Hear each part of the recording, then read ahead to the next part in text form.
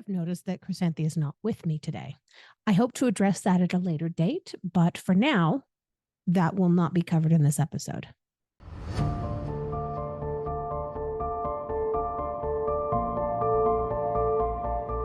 If I had just, I should have. These are emotionally charged responses that we all experience at some point in our lives. There's a saying that the worst kind of guilt is an unearned guilt. It can also be the hardest one to let go of when it's tied to your trauma. A sense of guilt is a common feature of PTSD and trauma, and for a diverse range of reasons, especially survivor's guilt. Other variations include regrets about decisions that you've made, feeling responsible for the actions of others, guilt that your mental health has affected someone else. This is all really hard stuff to deal with. Many root causes of guilt are things you couldn't change. So you certainly don't have the ability to change them now, right? So therapy for PTSD and trauma often focuses on accepting that and dismantling and reversing your feelings of regret and responsibility and shame and all of that stuff that just gets all wadded up with it. So let's explore PTSD and trauma and guilt and a better understanding that can lead to the acceptance and that kind of release of that guilt.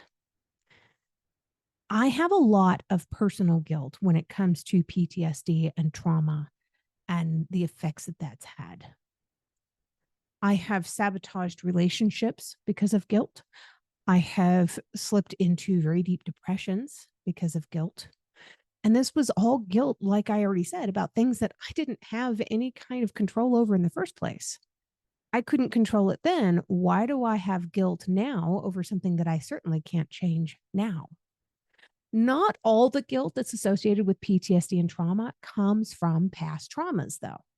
You can feel a strong sense of regret that your condition has side effects for the people that are closest to you, of course. This can absolutely break down romantic relationships, family relationships, parent child relationships. And someone with PTSD and trauma can feel guilty about being a nuisance to medical professionals and therapists who are actively trying to help them and treat them and support them. This is something that I have heard over and over again. Oh, I don't want to go to a therapist. I don't want to tell them all of my problems because it's not their problem. They want to help you. It's the whole reason they're there. This is a real issue if you've been raised with a don't complain, don't say anything, don't make a fuss mentality, or if you have this conditioning that real men don't have mental health problems. Yeah, real men don't cry. Real men don't say these things or feel these things. It's just not true. It can lead to feeling responsible for your own challenges and regretful that you need to ask for help. Asking for help is one of the hardest things to do. And it's not because it's easy. It's not because it means you're weak. Think about that for a second. If you have a difficult time lifting up something heavy, that means that thing is too heavy for you, right? Means it's okay to ask for help from somebody else, hopefully, for you to be able to pick this up off of the table and move it to where it needs to go. It's the same thing with asking for help. If you're having a hard time lifting yourself out of that hole and carrying it and carrying this major burden that you've had to live with, it's okay to ask for help. And it's okay to not be okay. Comparing your experiences with somebody else is never a good thing. There is no scale that you need to measure your trauma against. There's no 1 through 10, how bad was your trauma? You don't need to feel justified in having PTSD and trauma. That's not a thing. You don't have to justify what you feel because of what you've experienced. Yet some people feel guilty that their expenses were not bad enough or not severe enough to warrant a diagnosis of PTSD necessarily. Some people never pursue a diagnosis of PTSD. But it's also really important to understand that PTSD and trauma is not just a condition associated with like military situations and war zones and being involved in horrific events or prolonged abuse or anything like that. That is something that we talk about quite often in this program, but anyone can have PTSD and trauma for a multitude of reasons. Your trauma response is real and it should exist. It is valid no matter what its origins are. Guilt from past decisions is another big issue. This is separate from feeling guilt that we'll get into later on, but guilt from past decisions,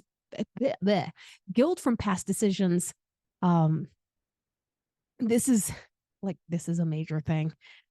We have these basic responses: fight, flight, freeze, or fawn, or as I always like to say, fight, flight, freeze, or please, because the fawning within that human response means that you would go above and beyond to make somebody else happy so that you might keep yourself out of danger. All of those can lead to abiding regrets and an overwhelming sense of responsibility for what happened to you, but also to others. You may even find other people play that blame game too. Why did you run? Why did you freeze when you could have taken action? When you were being treated badly, how come you just didn't leave? How could you have sought to make this person happier or more comfortable? That person is responsible for your problems, for your abuse. Attempting to rationalize and accepting somebody else's abuse in their brain is because they don't understand what you've been through. They can't wrap their brains around it. It doesn't make sense to somebody who hasn't experienced it. Don't worry about trying to defend yourself to these people. The intense regret can transition into a deep sense of shame and feeling of unworthiness and absolute worthlessness too. Going over and over what you could have done differently is a really common feature of PTSD. It can also be really tied in closely to your flashbacks and your nightmares. You're reliving this over and over and over in your brain because you have this intense guilt that's telling you, I could have done this, I could have done that. You have to stop doing this to yourself. And I know it's hard. I know.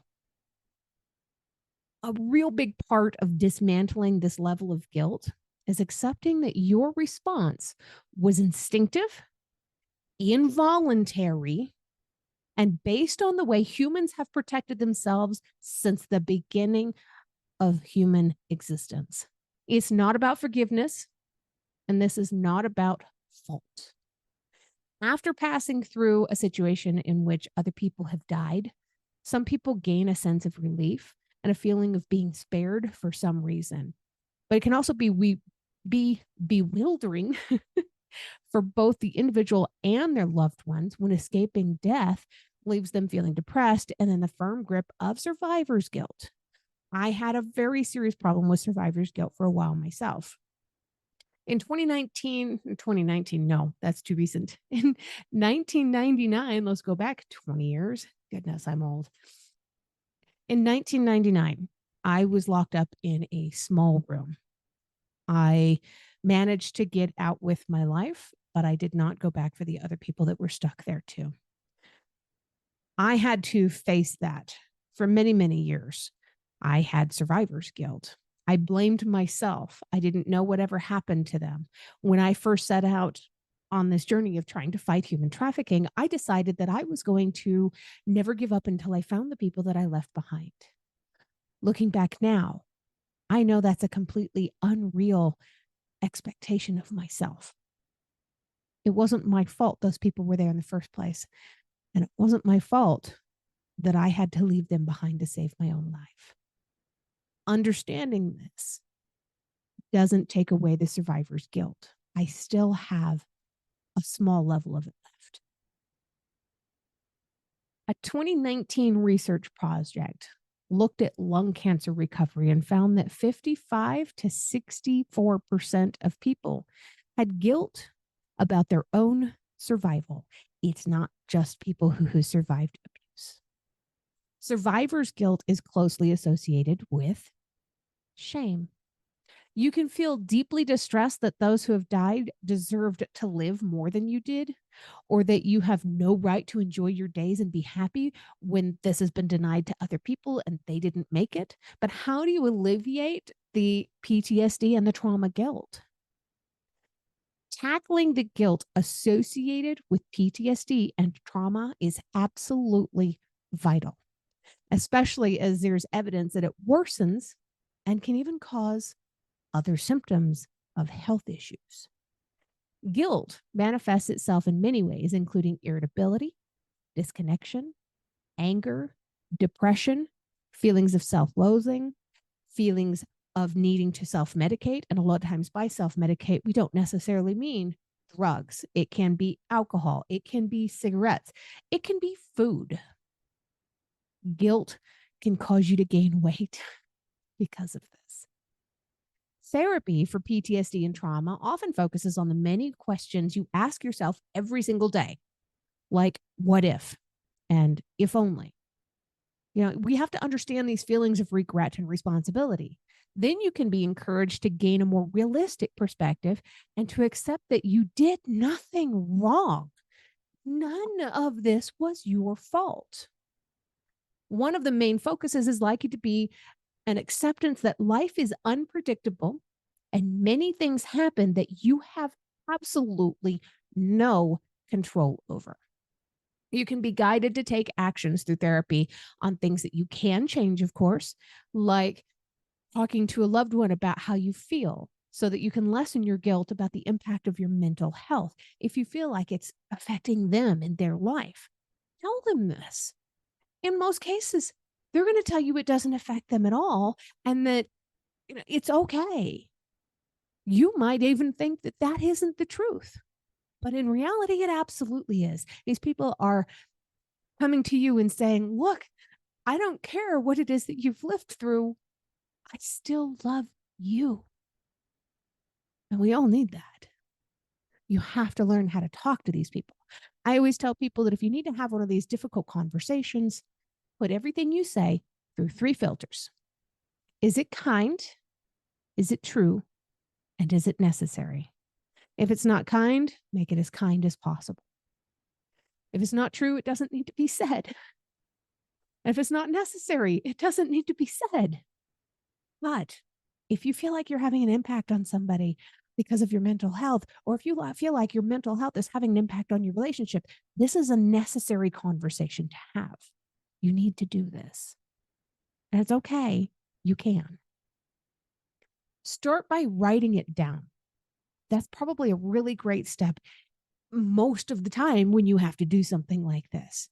A lot of times it's difficult to communicate with somebody when you're face to face with them, you're looking them in the eye. How do you tell this person, I'm scared I'm going to lose you because I think I'm going nuts? It's not an easy conversation to have, is it? Again, put it through the 3 filters. Is it kind? Is it true? Is it necessary? And is it kind does not just pertain to the other person. It should be kind to yourself as well. I think I'm going nuts is not a nice thing to say about yourself. I'm sorry. Many of us do it. Many of us say it. We probably shouldn't. So think about that for a second. Is it kind? What can you say instead that is kind? I'm afraid that my mental health is affecting our relationship. Is it true? Yes. Is it necessary? Yes. But what else can you add to this to help them understand where you're coming from? I'm afraid my mental health is affecting our relationship and it scares me. Can you sit down with me and maybe we can talk?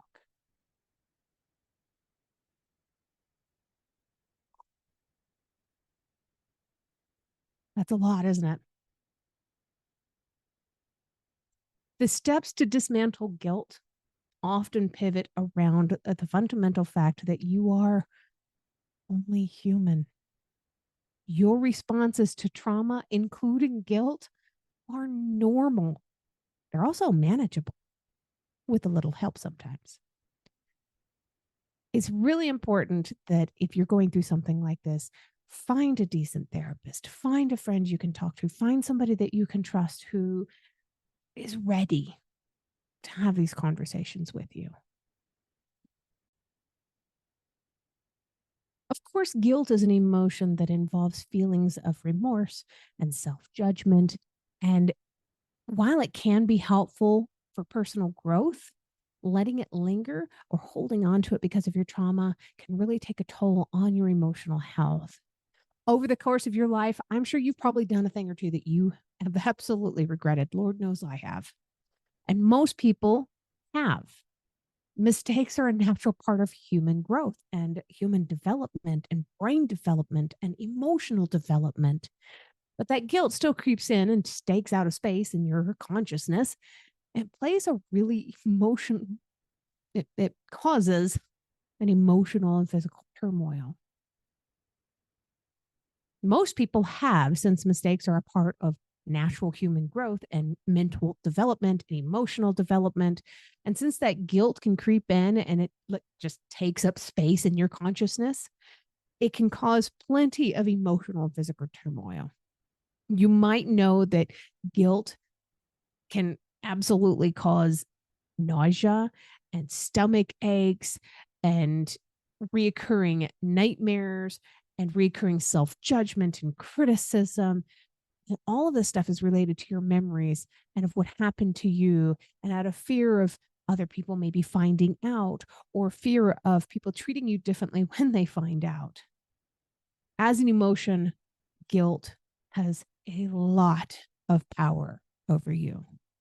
Guilt can help you acknowledge that your actions were not necessarily healthy or wise at the time, but they can also fuel your motivation to improve your behavior. And it can really, in especially cases of trauma, it can lead to you fixating on what you could have done differently. If you've never felt able to come clean about a mess up, you might feel really guilty, and that can be magnified to an almost unbearable degree. It's horrible, horrible. Guilt can sometimes really promote positive growth too. So it's important to note that guilt has its positive place. You know, it can linger, it can hold you back, it can stop you from progressing in life. Long after others have forgotten and forgiven everything that had happened, you might still be holding on to this thing that you have no need to hang on to. In the moment, ignoring your guilt or trying to push it away might seem like a really healthy or helpful strategy, because if you don't think about it, you'll eventually just completely forget about it, right? Not so much. Refusing to acknowledge that you have guilt might temporarily keep it from spilling into your everyday life, but masking your emotions, as so many of us do, generally doesn't work as a permanent strategy at all. Truly addressing guilt requires you to first accept those feelings, no matter how unpleasant they are. Give this exercise a try. Set aside a little bit of quiet time for yourself. You can bring along a journal to keep track of your thoughts. I keep one handy at all times. Say to yourself or write down what it was that happened. I feel guilty because. I feel guilty because I yelled at my kids. I feel guilty because I didn't clean the house when I was asked to do it, or when I was telling myself that I would do it, or I feel guilty because I broke a promise to somebody. Mentally open that door to that guilt, that frustration, that regret, that anger, and any and all other emotions that you might come up with. And write down what you feel you can help.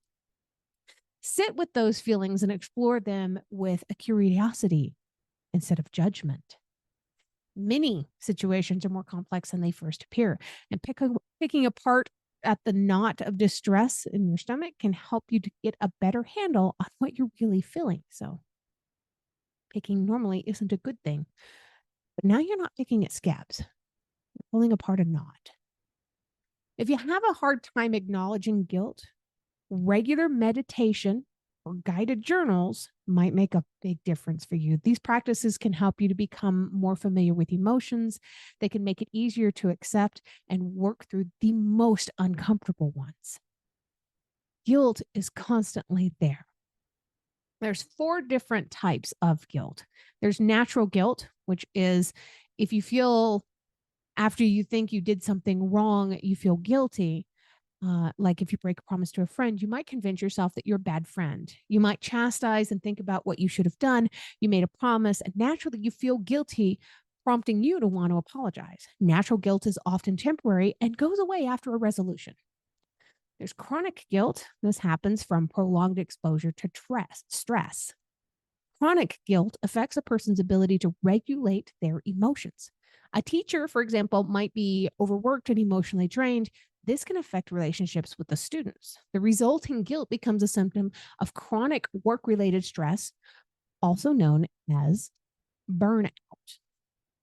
Some researchers argue that the inclusion of guilt in clinical evaluations of burnout, chronic guilt can also occur with episodes of major depression. The third type of guilt is collective guilt. This involves a sense of group or shared responsibility. Residents of a city might experience collective guilt about people experiencing homelessness in their neighborhood.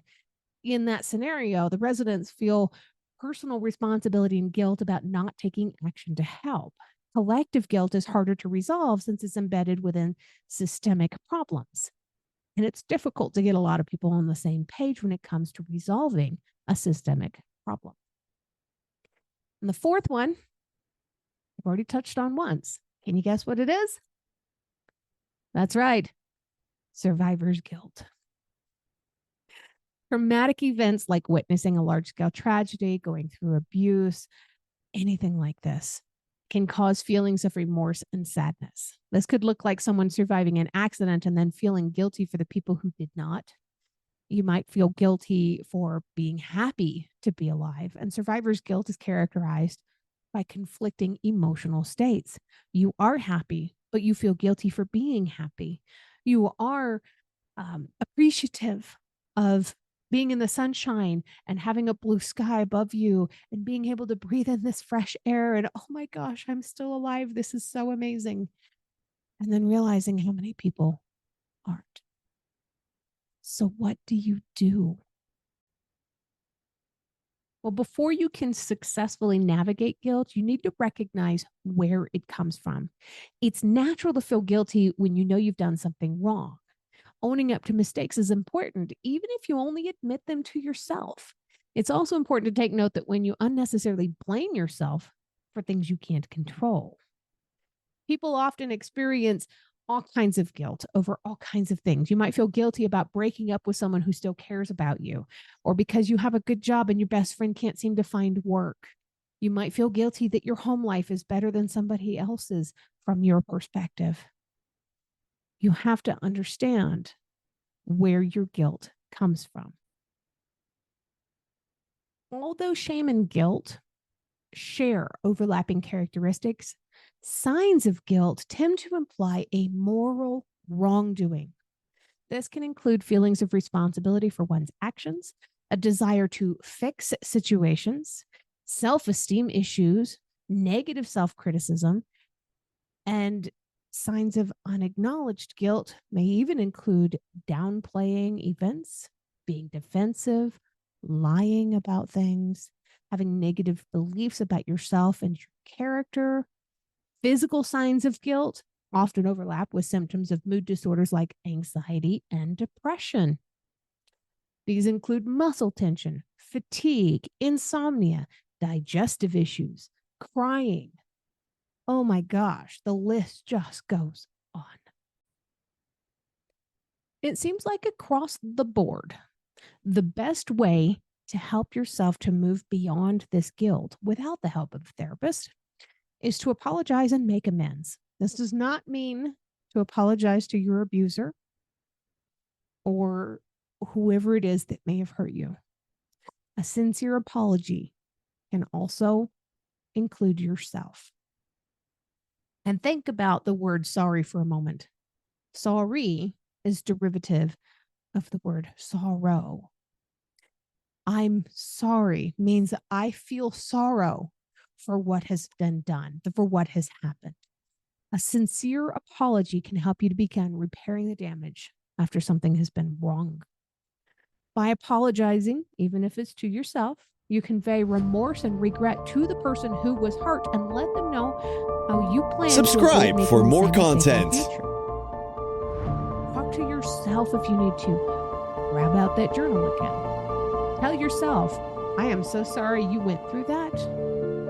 I hate this for us, but we're going to do everything we can to fix this. And even apologizing to yourself, you may not receive forgiveness immediately or ever. Apologies don't mend broken trust. So if you're talking about something that you feel guilty for when it comes to a relationship with somebody else, understand that you're not delivering your sorrowful message in hopes to completely mend everything. You're trying to let go of the burden of guilt within yourself. They don't have to forgive you for that. That can happen without that forgiveness. You have to learn to forgive yourself and learn how to grow from the experience. Sincerely apologizing helps you to heal. Since others you have the chance to express your feelings to and hold yourself accountable for after messing up, they really might not let it go. But you can. To make an effective apology, you want to acknowledge your role. And this is also true in trauma. You can acknowledge that your role was as a punching bag. You need to show remorse by yourself or whoever it is that you're apologizing to. Feel really bad. And don't be grinning while you're doing it. Don't laugh at the situation. That's not showing remorse. Avoid making Subscribe mistakes for and more excuses. content. If you're going into apologies, never start with, I'm sorry you feel that way. I'm sorry, but you did it first. I'm sorry, and is a much better response. I'm sorry, and I never meant to hurt you. Following an apology with anything else is completely unacceptable. This is not an effective apology. This is not genuine. Don't make excuses. And at the end of your apology, even to yourself, ask for forgiveness. Sometimes it's the only way to really start moving through it. Guilt and shame go hand in hand. They hurt just as much as a knife to the stomach. Take this opportunity to make amends, commit to self-kindness instead of self-blame, and understand that any trauma, PTSD that you might have at the hands of someone else or an event that might have happened, it's not your fault. You don't have to carry the guilt and the blame and that shame for somebody else. I want to use the analogy of that mug one more time. This is my guilt and my shame. It's a physical thing now that I can sit down and walk away from. I'd like to invite you to do the same thing.